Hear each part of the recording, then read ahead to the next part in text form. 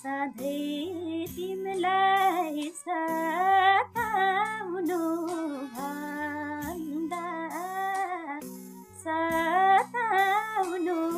भन्दा मै मरेसी हुनेछ आनन्द।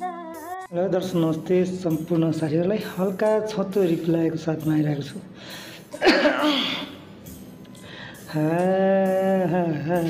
जिन्दगीमा तिम्रै भर पर्नेछु, तिम्रै भर पर्नेछु, तिमी मरेमा पनि मर्नेछु।